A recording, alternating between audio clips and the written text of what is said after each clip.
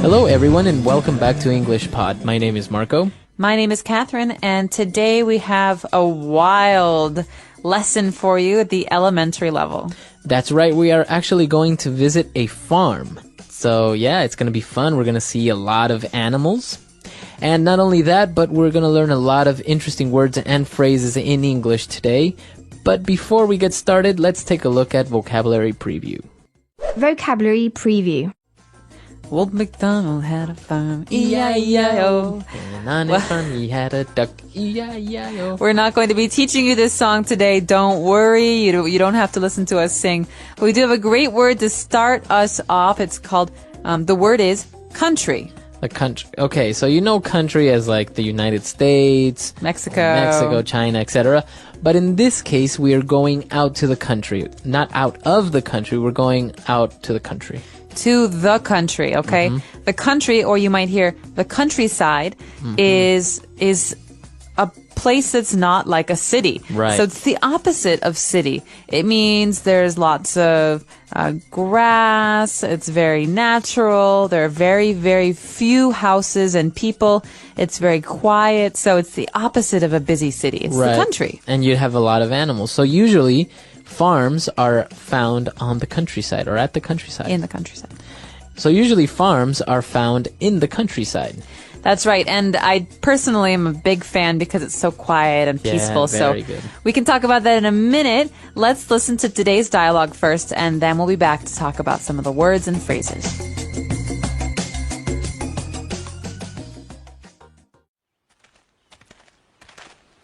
Isn't this great? I always wanted to own a farm, live out in the country, grow my own food. This is very beautiful, though I have to confess, I don't know the first thing about farming. That's fine. Don't worry about it.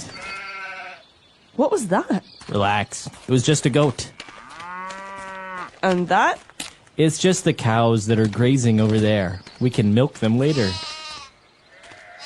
What was that? Honey, seriously, it's just a sheep. Relax. Relax. That was just the horses and donkeys that are in the stable. You know what? I don't think I can hack it out here in the countryside. I'm going back to the city.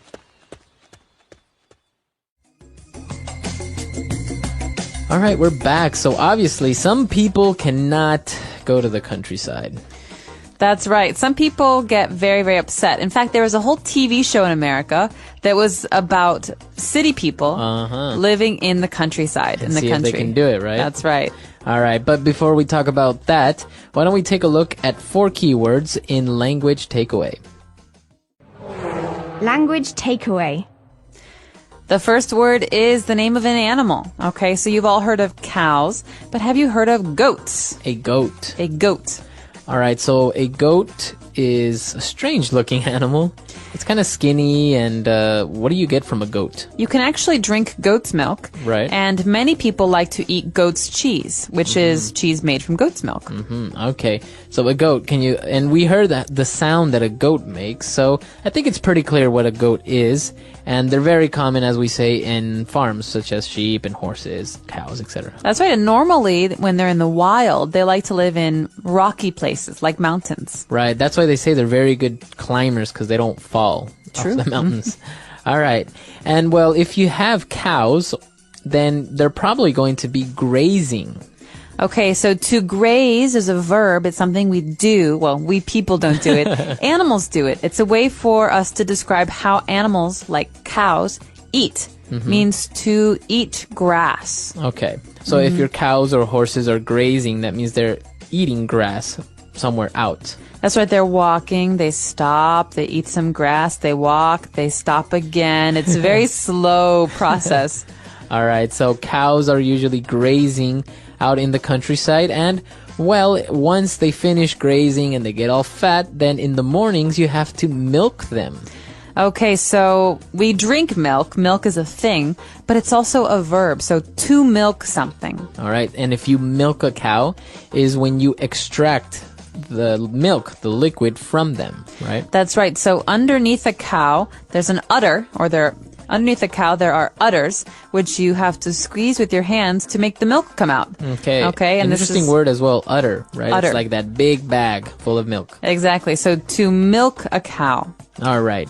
And you have cows out in the fields grazing, and probably your horses and donkeys are going to be in the stable. The stable is a place, okay? So this is something that's often found on farms, where the horses or the cows live. It's a structure, it's a building for those animals. Okay, so they're probably separated in different little rooms or compartments, and that's called a stable. So as you say, you usually find horses and cows and donkeys in there. That's right. So a stable is a way to protect animals from the weather. All right, very good. So 4 key words there, as we just saw. Why don't we listen to this dialogue again, and we'll be back soon. Isn't this great? I always wanted to own a farm, live out in the country, grow my own food. This is very beautiful, though I have to confess, I don't know the first thing about farming. That's fine. Don't worry about it. What was that? Relax. It was just a goat. And that? It's just the cows that are grazing over there. We can milk them later. What was that? Honey, seriously, it's just a sheep. Relax. Relax. That was just the horses and donkeys that are in the stable. You know what? I don't think I can hack it out here in the countryside. I'm going back to the city.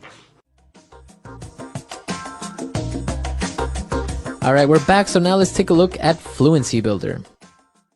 Fluency Builder. You know, Marco, I have to confess, What? I love Fluency Builder. All right, and that's our first phrase for today.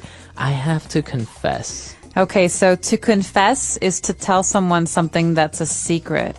Okay, so we can confess with a priest. No, so we can confess to a priest. We can confess a secret to a friend. Okay. But I have to confess is a very common phrase. It's a way for us to start a sentence. I have to confess. Right, so you're saying, I have to be honest with you. I have to tell you the truth. Exactly. So I have to confess, I'm not a huge fan of that sweater. Okay. So I have to be honest. I really don't like your sweater. This is a way for us to be more polite when we're saying something that's negative. And in this case, it was the girl who was confessing, and what she confessed is her second key phrase. I don't know the first thing about farming. Okay, so I don't know anything about farming is another way we could say this, or I don't know a thing about farming, but I don't know the first thing about farming means I don't even understand what a farm is. Okay, Right. The first thing is, what is a farm? I don't even understand what a farm is for. This is a way for us to say, I don't know anything at all about this. And if we change the noun, right, and we can say, for example, I don't know the first thing about cars. So I have no idea what models they are or what type of engine they have. I don't know the first thing about cars. All I know is how to turn them on. Right? Or I don't know the first thing about wines. I'd love to learn about wine, but I don't know the first thing about it. Okay. So it's a phrase that you can use with many, many different nouns, right? I don't know the first thing about architecture. I don't know the first thing about English. Right. Well, we do, and that's why we're here to help you. But this is a really great phrase to describe not understanding anything at all about something. Right. So this is a really great way to describe not knowing anything at all about something. Okay. And well, obviously, since she didn't know the first thing about farming, she ended up leaving, and she said, you know what? I don't think I can hack it out here in the countryside. Okay, so I can hack it, he can't hack it. We use this with the verb to be able to. And it means, I don't think I can do this. I think this is too hard. Okay. Or maybe if somebody quit, right, after a week at the office, and you can say he couldn't hack it. He couldn't hack the pressure, and he left. Exactly. So that means to handle, or to be able to handle, or to withstand. So I just don't think I can hack the cold. Right? I can't handle the cold. It's too cold here. I'm moving somewhere warm. All right, so I'm sure you guys will be able to hack our dialogue one last time. So let's listen to it, and we'll be back.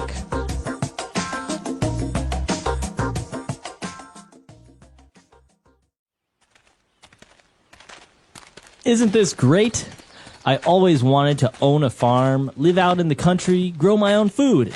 This is very beautiful, though I have to confess, I don't know the first thing about farming. That's fine. Don't worry about it.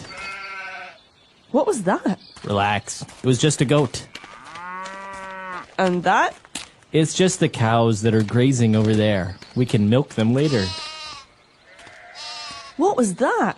Honey, seriously, it's just a sheep. Relax. Relax. That was just the horses and donkeys that are in the stable. You know what? I don't think I can hack it out here in the countryside. I'm going back to the city.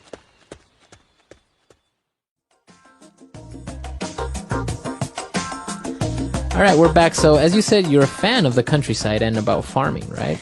That's right. Well, I wish I knew more about farming. I don't know the first thing about milking a cow, but I do come from a part of the world in Illinois near Chicago where we have a lot of farms, and I appreciate the quiet and Yeah, it's nice. having animals around and being able to go on long walks without cars and horns and bicycles. And it is actually a little bit refreshing to be out in the countryside sometimes and not even have internet or cell phone coverage or anything. So it's just basically, you can't do anything else but relax, read a book, talk to people. Exactly.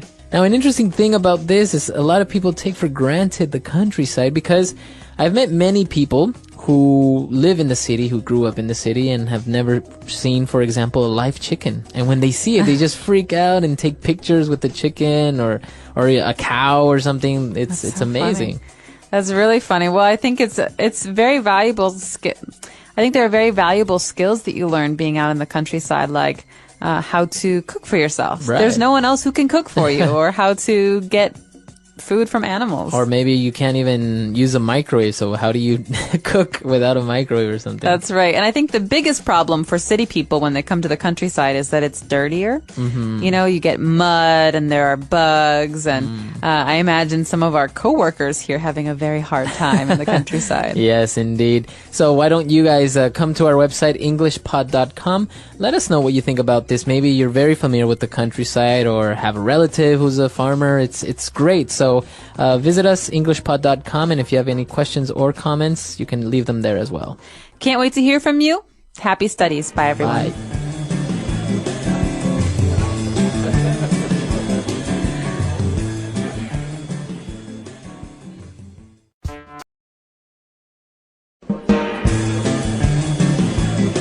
Hello, everyone, and welcome back to English Pod. My name is Marco. And my name is Catherine, and it is the holiday season. That means we're talking about Christmas and Christmas shopping. We've got a great lesson for you today. Exactly. So we're going to be looking for a Christmas gift.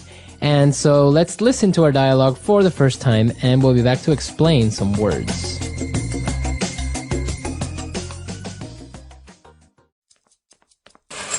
Bill, you gotta help me. What's wrong? Slow down or you're gonna give yourself a heart attack.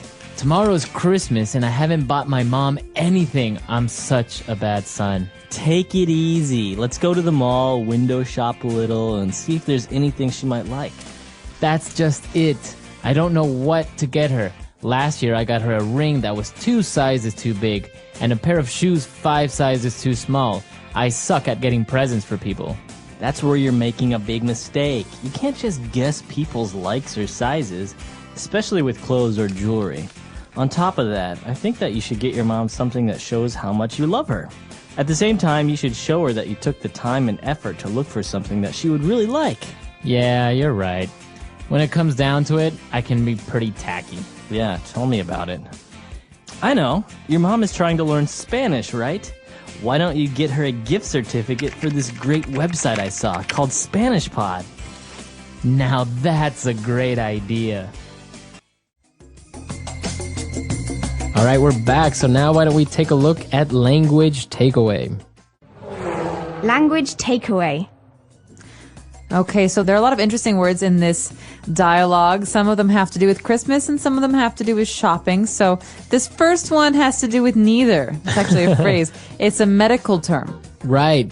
He talked about a heart attack. Okay, so you know what a heart is, but a heart attack is when there's no more blood going into your heart and your heart stops beating. Okay. It's very, very dangerous situation. So the person actually said this because the other guy was like, Bill, you gotta help me. He was all very excited. So he's like, whoa, slow down, or you're gonna give yourself a heart attack. So it's not literal, right? Yeah, it's not a real heart attack. He's saying, calm down. Calm down. Okay. All right. And well, he was very upset because he hadn't bought a gift, and he said, I suck at getting presents for people. I suck at getting presents for people. Well, suck is not a very polite word. My mom used to get angry at me when I used it, but it's a way to say that I'm very, very bad at doing something. Okay, Right. so I suck at playing tennis. All right. Or you can say, I suck at math. All right, but again, this is not something you should use on a test or in an essay because it's very spoken colloquial English. Right, exactly. And this other word is actually okay to use. And when you're talking about presents or you're talking about decorations, you say something is tacky. Okay, well, if you call something tacky, this is an adjective, so something is tacky, it's really a matter of opinion. Right. Okay, so I think this is tacky, but you don't. Maybe that's a problem. So let me give you an example of tacky. I think that clothing with lots of bows and glitter and shiny things are very tacky. Okay, so it's something that you don't really like or you think that is a little bit strange. That's right. So as you say, it's an opinion because you think that clothes with bows and teddy bears on it is tacky. Well, somebody else can think, no, it's cute, it's nice. Exactly. You can also describe things that people do as being tacky. So for example, he gave me a present, but he left the price on it. Oh, That's is so tacky. Right, that is tacky. All right, so the word is tacky. And moving on, we talked about a gift certificate. You should get your mom a gift certificate. Well, a gift certificate is a very popular form of gift giving now. You know what a gift is, but a certificate is a piece of paper. Okay, so you could have a birth certificate, for example. It says when you were born, where you were born. But in this case, a gift certificate is a piece of paper that you give someone to say, you have this much money to spend at this store. So I could give my mom a gift certificate for a bookstore for $50, and she can go with this piece of paper and spend $50 for free. Okay. Because I already paid. Yeah, so it's kind of a very popular thing to do because sometimes, as in the dialogue, you don't know the person's size or you don't know if they like this color. So you're just like, look, here is, a gift certificate for $100. Go to the store that I know you really like and get yourself whatever you want, something nice. Exactly. But it's less tacky than giving that person cash, right? Right. Cash is considered a tacky gift. Yeah. I'm not really sure why. It just is. It's a social custom, but very popular right now are these gift certificates or even gift cards. They look like credit cards. Very good. All right, so why don't we listen to our dialogue again, and we'll return shortly to take a look at Fluency Builder. Bill, you gotta help me. What's wrong? Slow down or you're gonna give yourself a heart attack. Tomorrow's Christmas and I haven't bought my mom anything. I'm such a bad son. Take it easy. Let's go to the mall, window shop a little, and see if there's anything she might like. That's just it. I don't know what to get her. Last year I got her a ring that was 2 sizes too big and a pair of shoes 5 sizes too small. I suck at getting presents for people. That's where you're making a big mistake. You can't just guess people's likes or sizes, especially with clothes or jewelry. On top of that, I think that you should get your mom something that shows how much you love her. At the same time, you should show her that you took the time and effort to look for something that she would really like. Yeah, you're right. When it comes down to it, I can be pretty tacky. Yeah, tell me about it. I know. Your mom is trying to learn Spanish, right? Why don't you get her a gift certificate for this great website I saw called Spanish Pod? Now that's a great idea. All right, we're back. So now why don't we take a look at 4 key phrases on Fluency Builder. Fluency Builder. Okay, I like this first phrase. Sometimes I have to use it about other people. Sometimes people use it on me. You say, take it easy. Take it easy. Hey, take it easy. Relax. This is a way to say, hey, be calm. Be calm. Yeah. So there's you can't really translate it, right? What take what easy? You can't, but so it's just a phrase. There are 2 main contexts, okay? There are 2 situations where this is really popular. One is this. oh my God, Marco. Oh my God, I'm freaking out. I really need your help on this, and I really need you to just really just be involved. Take it easy. All right, relax. Take it easy. Okay. All right, so that's someone who's upset, and you're telling them to calm down. The second situation is when you're saying goodbye to someone. This is a very kind of, again, spoken language, very comfortable way of saying, hey, see you later. Right, so it's like, all right, bye, take it easy. Yeah, take it easy, have a good one. Yeah, It's a have way a to good say- one is another good Take it phrase. easy, that means, Take life easy. Don't rush. Don't rush. Yeah. Enjoy your life. So if you try this with your English-speaking friends, you're saying goodbye, you say, hey, take it easy. Yeah, bye. Take Bye. it easy. It's a nice one. Very nice. All right, and our second phrase is actually, it's interesting because when he talked about the ring that he got for her mom that was 2 sizes too big and a pair of shoes 5 sizes too small. So the construction there, 2 sizes too big, 5 sizes too small. This is a very important construction, and it doesn't quite make sense when you hear it, so that's what we're going to explain right now. Let me try to explain this using an example. Okay. If I have a size 7 shoe, and my brother gives me a Christmas present of size 9 shoes, I say, Peter, these shoes are 2 sizes too big. Right. Okay, that's the number 2. 2 sizes, T-O-O, too big. That means they're too big for me by 2 sizes. Okay. Because the difference between 7 and 9 is 2. Right. But if he gives me a size 5 shoe, I say, Peter, these shoes are 2 sizes too small. That means that, 5 is 2 less than 7. So this is a very popular construction. So you're saying specifically how much bigger or how much smaller the shoes are. In the case with the ring or shoes or anything that has a size. Exactly. But the funny thing is you can also exaggerate. You could say, oh, this sweater is so ugly. It's 10 sizes too big for me. It's not really 10 sizes. Right. So, but you can use this construction, right? Using 1 size too big, etc. Even when you're buying something to the store, to the lady in the store, you can say, oh, I think this shoe is 2 sizes too big. Can you give me a smaller pair? Exactly. All right. And our third phrase for today, when the person said, yeah, you're right. When it comes down to it, I can be pretty tacky. So we looked at tacky, but what does he mean when it comes down to it? Okay, well, it is very confusing sometimes when we talk about phrases in English. But when it comes down to it is a way to say, in reality, or actually, or the truth is, yes. So it's a way to say something is truthful. Okay, so I can say, when it comes down to it, Catherine is a good friend. Oh. Right? So when times are tough or in the end or actually maybe you have your small faults, but you are a good friend. Right. Or when it comes down to it, Marco is a really hard worker. So sometimes he likes to play video games, but when it's really important, he will work really hard. Very good. So very good uses of this phrase, and you can use it in many different contexts.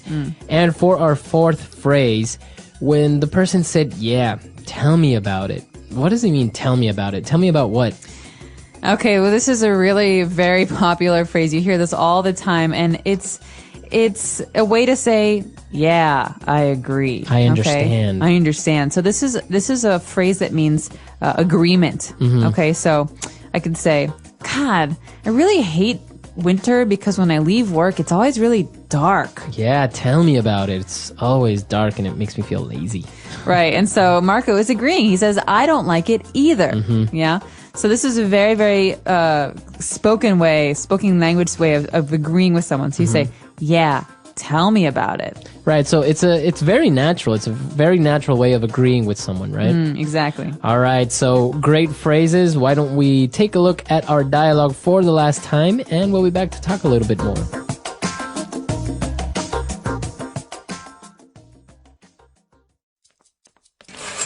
Bill, you gotta help me. What's wrong? Slow down, or you're gonna give yourself a heart attack. Tomorrow's Christmas, and I haven't bought my mom anything. I'm such a bad son. Take it easy. Let's go to the mall, window shop a little, and see if there's anything she might like. That's just it. I don't know what to get her. Last year, I got her a ring that was 2 sizes too big, and a pair of shoes 5 sizes too small. I suck at getting presents for people. That's where you're making a big mistake. You can't just guess people's likes or sizes, especially with clothes or jewelry. On top of that, I think that you should get your mom something that shows how much you love her. At the same time, you should show her that you took the time and effort to look for something that she would really like. Yeah, you're right. When it comes down to it, I can be pretty tacky. Yeah, tell me about it. I know, your mom is trying to learn Spanish, right? Why don't you get her a gift certificate for this great website I saw called Spanish Pod? Now that's a great idea. All right, great. So now that the all right, so as we said, gift certificates are a good idea, but what else do you like to give as Christmas presents? Personally, I like things that people really think about and spend their time doing or making. So I like, for example, my mom is a beautiful quilter. She makes these big blankets and quilts them. And sometimes she even quilts names of people and stuff. And so those are really wonderful gifts because they're, the person thinks about you and who you are and what you want. And so I like to be able to give gifts like that, but I'm not necessarily that creative. So, I think it's nice to give gifts like tickets to a music show or things like that where you know the person will go and have a good time and enjoy themselves. Yeah, I think that's really important because sometimes people just give gifts because you have to. But stuff. Like stuff. And you're like, oh, great, a tie. It's like kind of impersonal. Yeah. At the same time, if your dad or your boyfriend or somebody loves ties and has 50 of them and you get them another one that's really interesting or unique, then great, but it is good to take the time to get somebody something they really like or they would really use or enjoy. Exactly. So what kind of gifts do you plan to give this holiday season? Do you celebrate Christmas? Let us know on our website, englishpod.com. Right. We'll see you guys there. And until next time. Bye. Bye.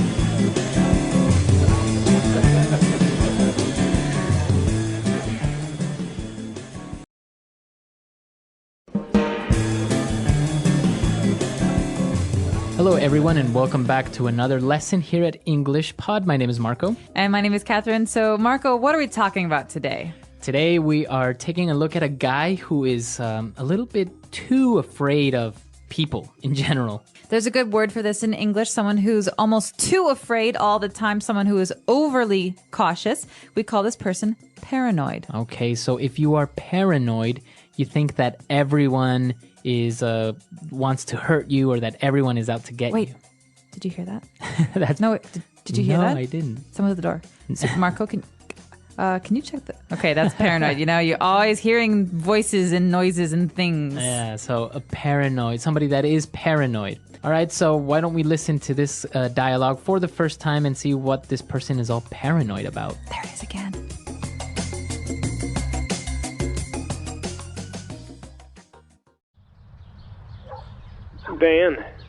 Dan, dude, you have to come over to my house right now. Is everything okay? Just get over here.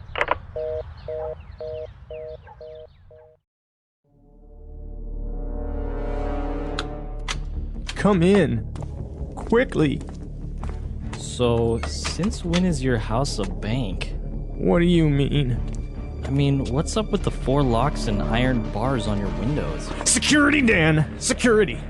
You can never be too safe, A lot of sickos out there. Just the other day, they caught that peeping Tom red-handed. Had a high-power telescope and binoculars by his window. What's the matter with you? Why are you acting all paranoid? Paranoid? I'm not paranoid! I'm cautious! You see, Dan, we have to be on guard at all times. People just invade your privacy as if they knew you. Telemarketers, solicitors, even your bank. They have way too much information. I like to keep everything on a need-to-know basis. Okay. Well, what did you want to see me about? You're being watched. Be careful, Ben. Be careful.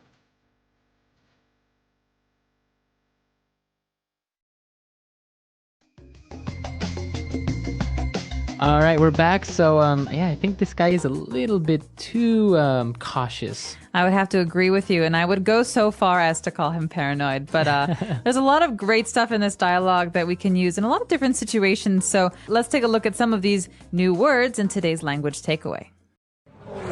Language takeaway. All right, the first word on language takeaway today is sicko. Sicko is also the name of a movie that was a documentary famous in America by Michael Moore, actually. Right. But sicko in this context means someone who is a bit weird in a bad way. So if you tell somebody you're sick, but like in that tone, right? You're saying you're sick. You're a sick person. You're gross. Right. You're saying you're gross. Or people who have inappropriate humor, who make jokes about not so nice things. Right. Yeah, they're sick. But in this case, sickos are people who maybe like to hurt other people, or people who are a little bit crazy, people who are not normal.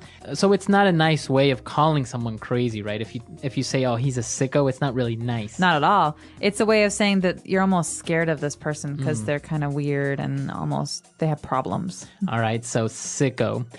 Moving on to our next word. We saw that the guy was afraid of Telemarketers. Exactly. So what are these guys? Well, we've got two words being put together here, tele and market. So tele, Like telephone. telephone, over communication. So they're not in person. They're people who call you up and market things. They try to sell you stuff over the phone. So this is very common. You get a phone call on your cell phone and they ask you if you're happy with your long distance calling plan, or if you need new TV cable or something like that. And they always call during dinner or late at night, which drive me nuts. Exactly. So these are telemarketers. These are people who call you trying to sell things to you. And very similar to these is a solicitors. Exactly. But the big difference here with solicitors and telemarketers is that solicitors actually go to your house. They knock on your door.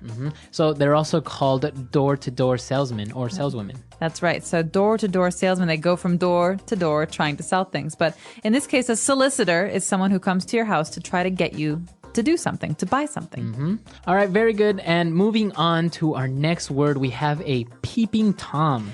That's right. We heard this a little bit earlier in the dialogue, and a peeping Tom is, again, a negative thing to say about someone. A peeping Tom, well, the word peep means to look, but kind of Quick like, look. yeah, it's a quick look. So peeping Tom is a person who spies on other people. Okay, so a synonym of a peeping Tom would be a voyeur.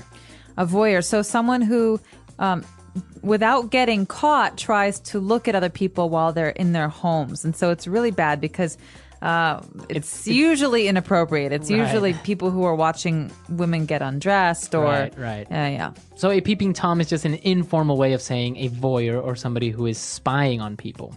So those are the words for today in language takeaway. Let's listen to our dialogue again, and then we'll be right back.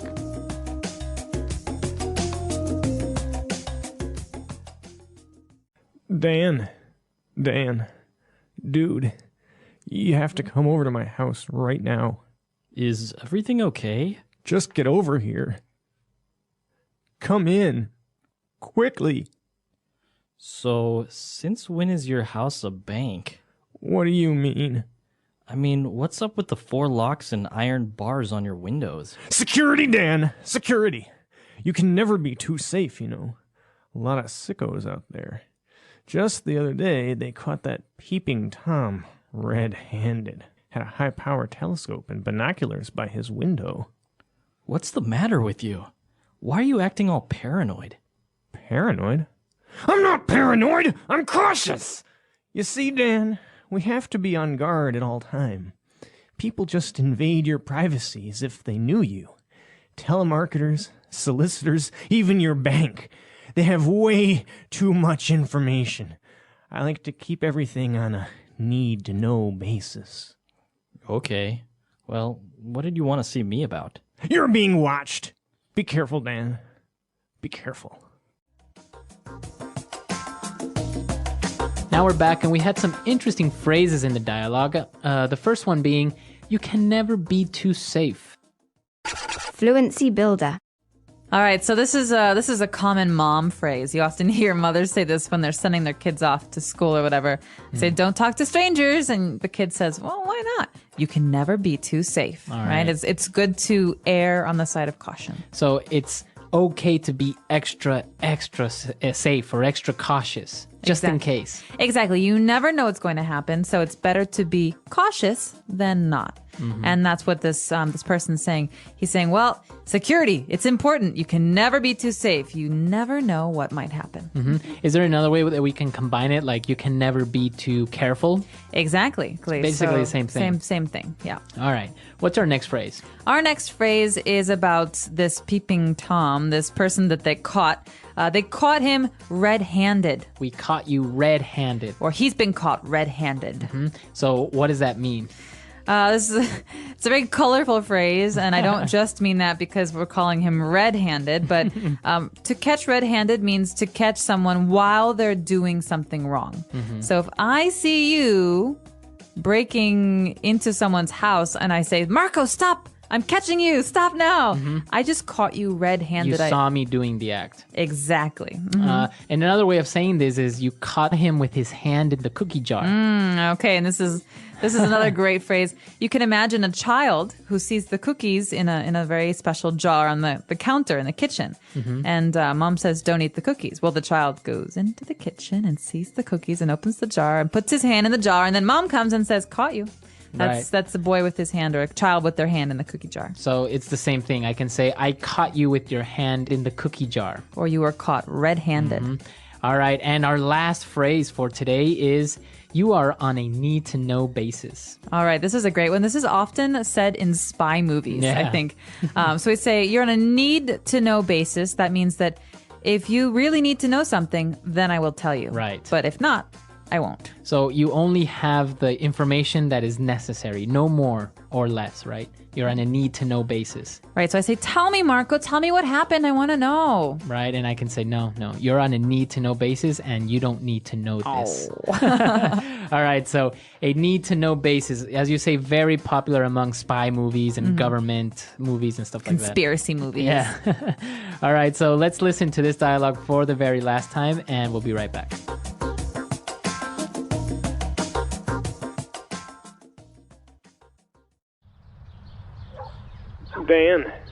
Dan, dude, you have to come over to my house right now.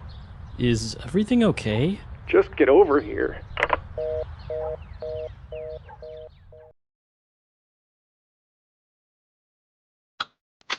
Come in. Quickly. So, since when is your house a bank? What do you mean? I mean, what's up with the 4 locks and iron bars on your windows? Security, Dan! Security! You can never be too safe, you know. A lot of sickos out there. Just the other day, they caught that peeping Tom red-handed. Had a high-power telescope and binoculars by his window. What's the matter with you? Why are you acting all paranoid? Paranoid? I'm not paranoid! I'm cautious! You see, Dan, we have to be on guard at all times. People just invade your privacy as if they knew ye. Telemarketers, solicitors, even your bank. They have way too much information. I like to keep everything on a need-to-know basis. Okay. Well, what did you want to see me about? You're being watched. Be careful, Dan. Be careful.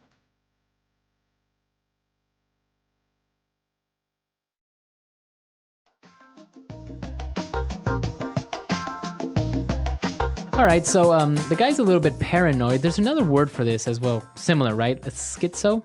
Schizophrenia is a disease, and a lot of people have it, and it's not too uncommon. But a popular slang word to say someone's crazy is schizo. So if you guys remember this movie, A Beautiful Mind, it's all about this famous mathematician named John Nash. And, well, he was a genius. He came up with game theory and a lot of subsequent usage of this for economy, for many things. But it was proven that he was schizophrenic, right? A paranoid schizophrenic. So not only did he kind of have experienced reality in different ways, but he's also paranoid. So he was afraid that the government was trying to kill him, and so he was irrationally afraid of everything going on around him, and it made him very unsafe because he could hurt himself or hurt other people. And the interesting thing about this is that there is no actual cure for it. You just learn to cope and live with it. So you never really get cured. You just kind of live with it. Learn how to understand Yeah. what's real and what's not. So it's interesting. It's a great movie also, by the way, if you've never seen it or you get a chance to watch it. And that's all the time we have for today. So if you have any questions, doubts, or comments, please come to our website, englishpod.com, and we're there to answer them. Yeah, we hope to see you there. And until next time, English Potties. All right, bye-bye.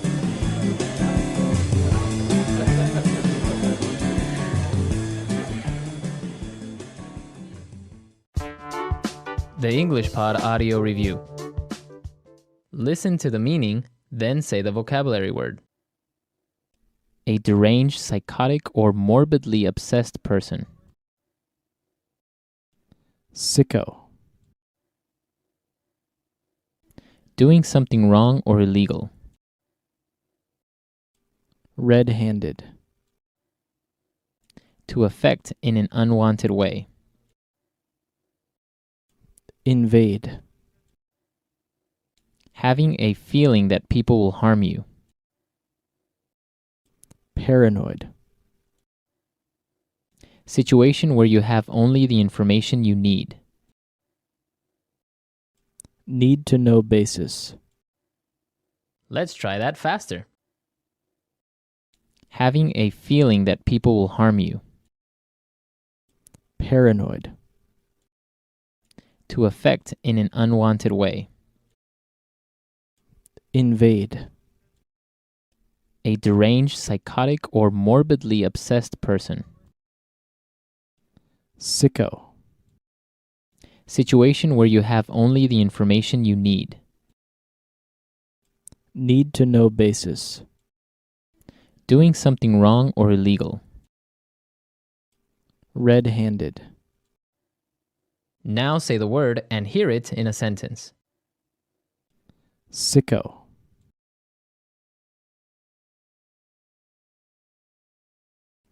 That sicko just brushed against me again.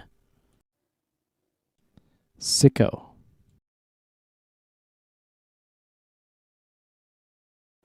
Get your hands off me, you sicko. Sicko.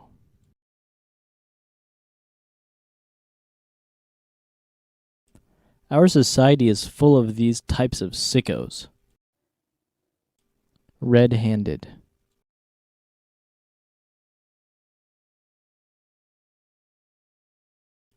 The little boy was caught red-handed stealing cookies out of the pantry. Red-handed.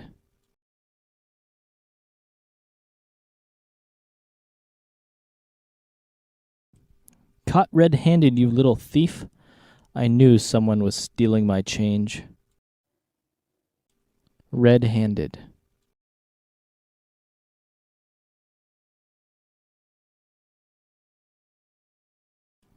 The graffiti artist was caught red-handed. He was identified by the paint on his hands. Paranoid.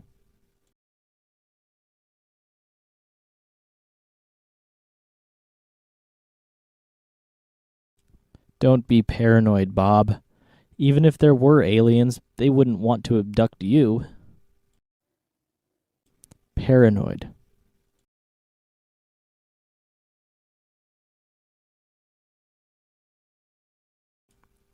Paranoia is characterized by extreme anxiety and fear. Paranoid.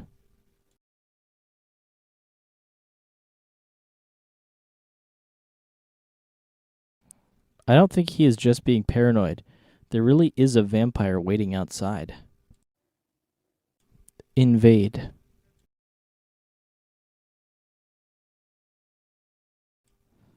The troops invaded at dawn. Invade.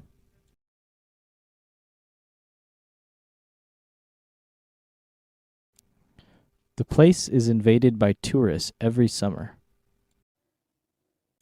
Invade.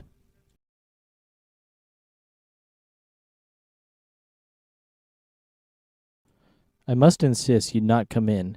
It really is an invasion of privacy. Need to know basis.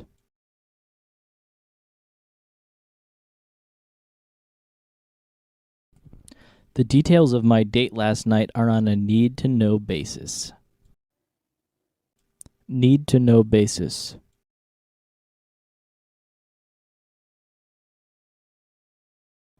If you don't have a specific need to know, I can't tell you. Need to know basis.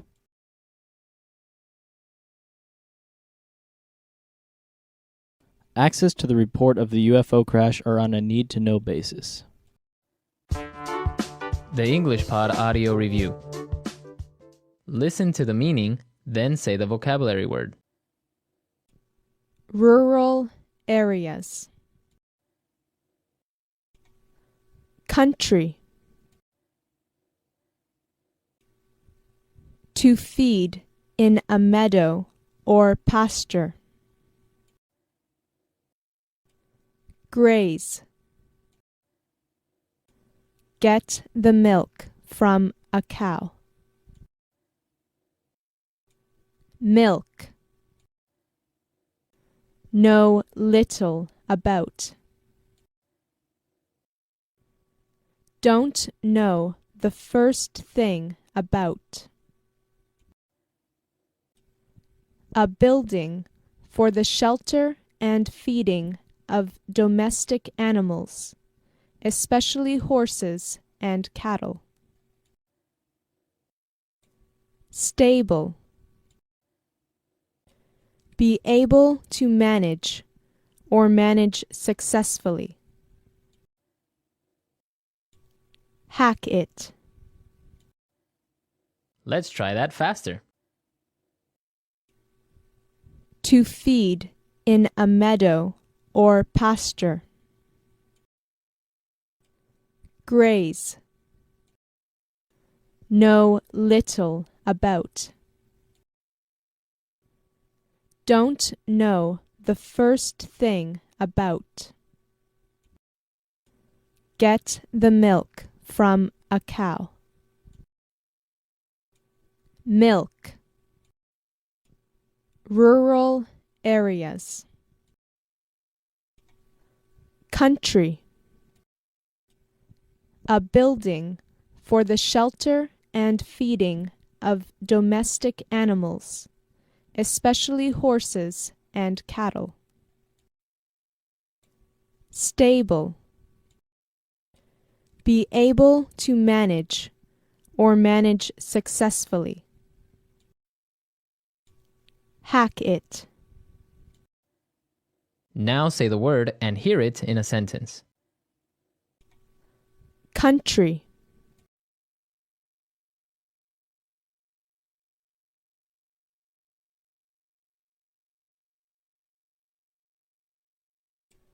It took only 10 minutes of driving before we were out of the city and in the country. Country.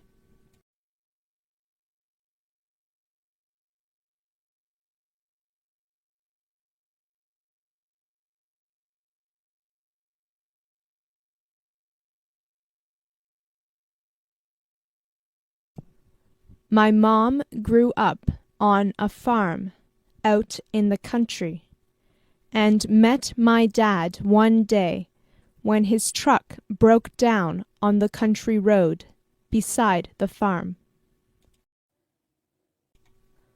Country.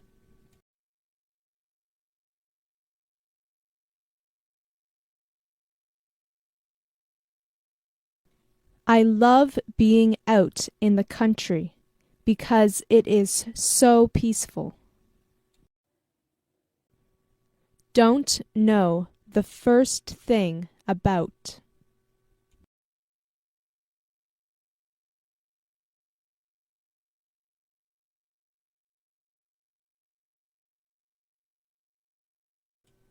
I would be so scared to have a baby because I don't know the first thing about being a mom. Don't know the first thing about.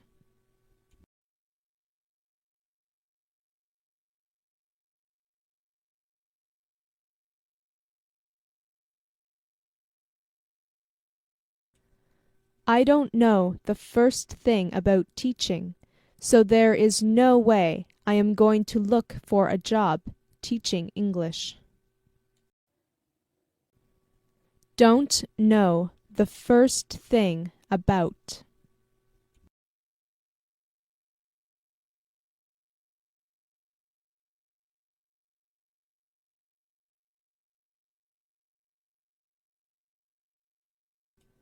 My sister is your babysitter?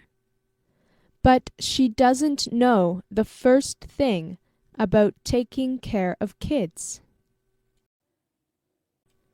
Graze.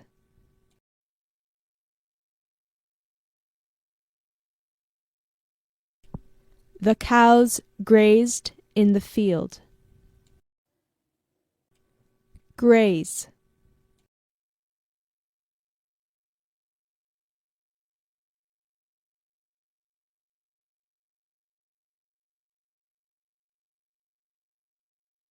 I knew that something was wrong when I looked out over the countryside and saw only one horse grazing in the field. Graze.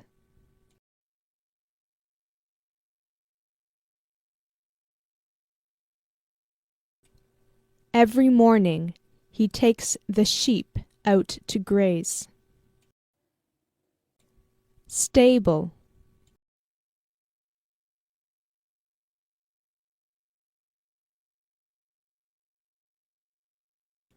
The little girl led the donkey back into the stable. Stable.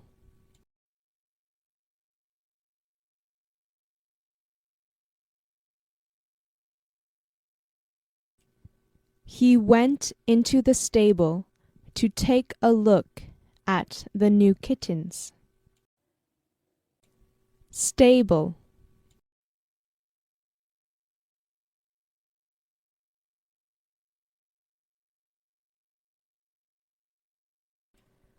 Your father put the new horse in the big stall in the stable. Hack it.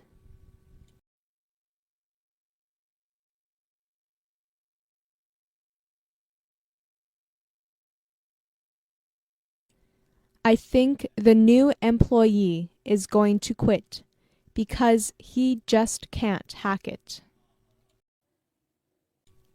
Hack it.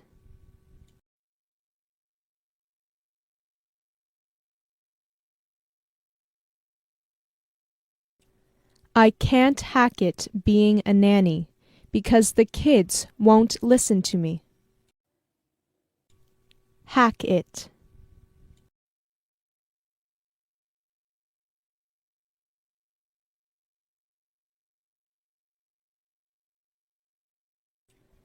She's not too sure if she could hack it in the city with all the people and all the noise. The English Pod Audio Review.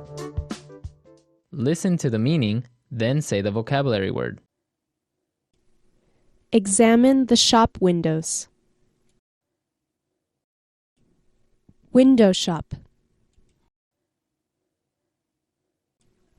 In addition to something else.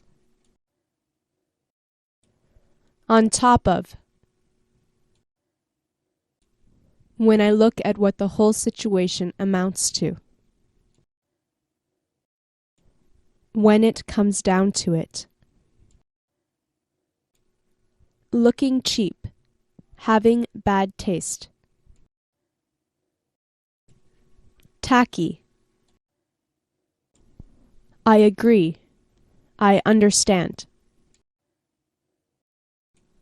Tell me about it. Let's try that faster. Looking cheap. Having bad taste. Tacky. Examine the shop windows.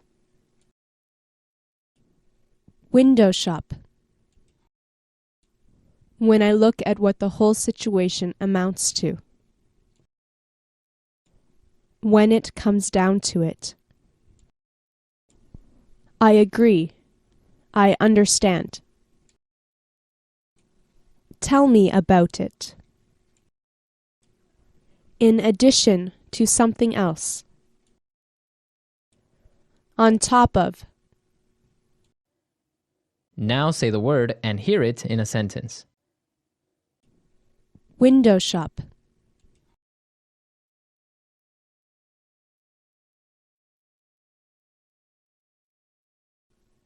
My sister and I like to go window shopping every once in a while. Window shop.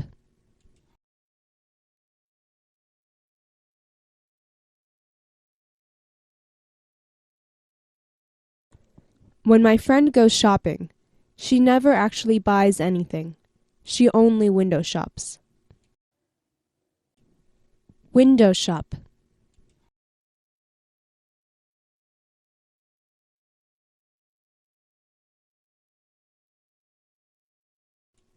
He finds it so hard to window shop because every time he sees something he likes, he wants to buy it. On top of.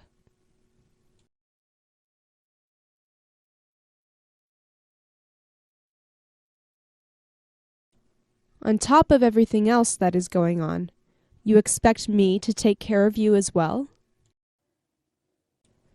On top of.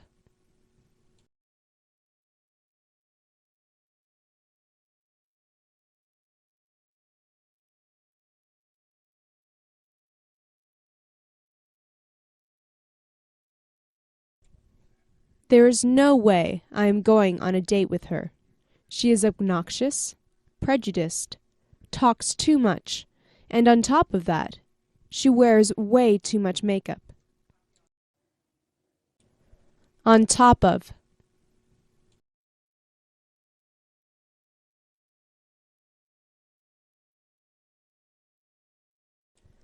On top of taking care of their kids, they expect me to clean the house for them as well. When it comes down to it.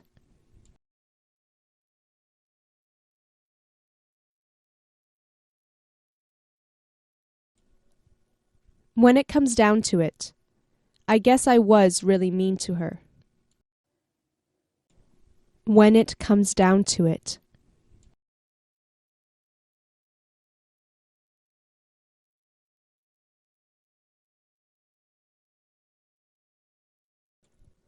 When it comes down to it, everything she's done for us has benefited us, even though it didn't seem like it at first. When it comes down to it.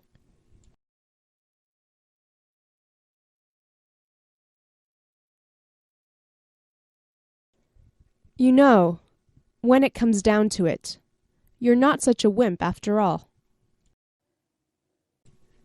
Tacky.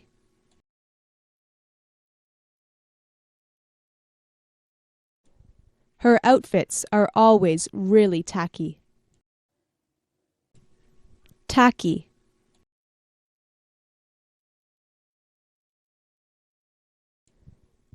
That was a tacky thing to say. Tacky.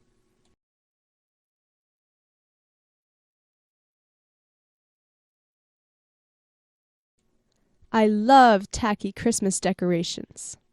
They make me smile. Tell me about it.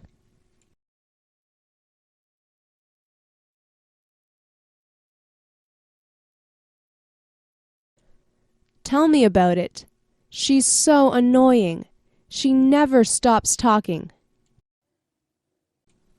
Tell me about it.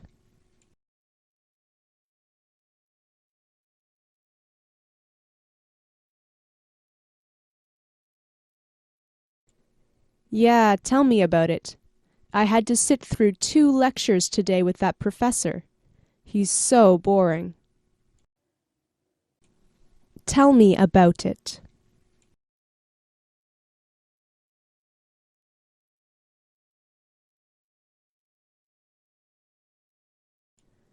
Tell me about it.